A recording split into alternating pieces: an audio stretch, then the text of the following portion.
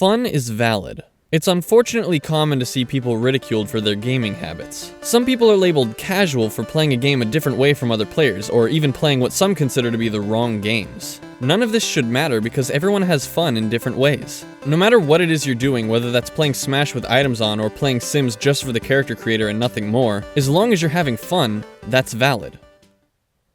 But what about Schadenfreude? Schadenfreude is fun one gets from another's misfortune. That sounds pretty evil. Schadenfreude has existed for as long as harm and fun have existed, but video games have given it the opportunity to evolve.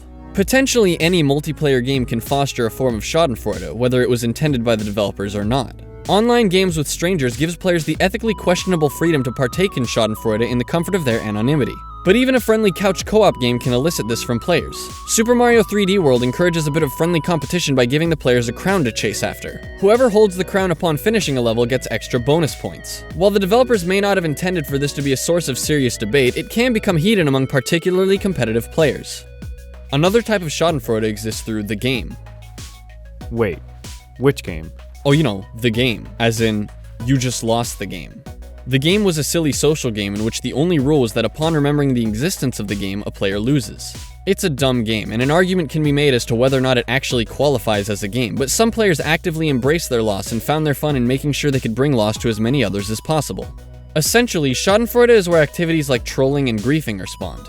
These occur when a player makes an active effort to interfere with or ruin the quality of another player's experience. One example of this would be playing poorly on purpose in an online team shooter just to get a reaction out of the team. Luckily, many of these games have measures to prevent this, like the ability to kick players from the server. Another example of unsportsmanlike play is teabagging. This is essentially taunting a player after you've defeated them. It adds insult to injury in a less than appropriate way. A player who's repeatedly the victim of teabagging will probably get frustrated. Perhaps frustrated enough to the point at which once they overcome their teabagging enemies, they might achieve their own kind of cathartic revenge. Is revenge Schadenfreude?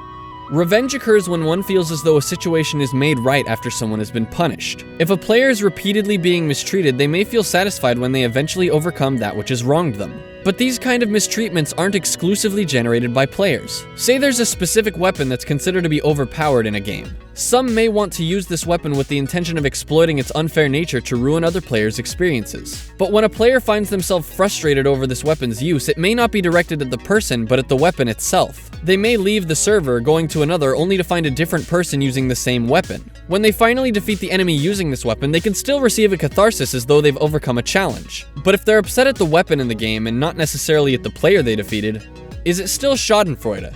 This is a tough question because it hinges on a social interaction that, in our hypothetical situation, is barely even present. Would it be wrong to say that perhaps the player has personified the weapon, enough to undergo Schadenfreude upon conquering it? It seems like a bit of a stretch, but if you think about it, the personification of inhuman entities can certainly be the source of some kind of Schadenfreude. Look at the old Flash game Interactive Buddy. This is a sandbox game in which the player is given various tools to torture an NPC. By beating the buddy up, the player is given money to buy more tools to play with. The buddy even comes with various optional skins, encouraging players to customize their target in ways that could make simulated torture seem more fun. This isolated kind of Schadenfreude can also be seen in Pac-Man 2: The New Adventures. In this game, the player has little control over Pac-Man's movement. However, the player does have a slingshot they can use to interact with the environment in all sorts of ways, many of which don't end well for Pac-Man. Heck, the player is even given the freedom to just constantly hit Pac-Man with the slingshot. By personifying an inhuman entity, players are given a safe and healthy outlet through which they can experience Schadenfreude without actually hurting others. This is the same kind of thing we see in movies and TV shows, fictional characters being hurt for our enjoyment. This is especially true for cartoons, which aren't bounded by any sense of realism.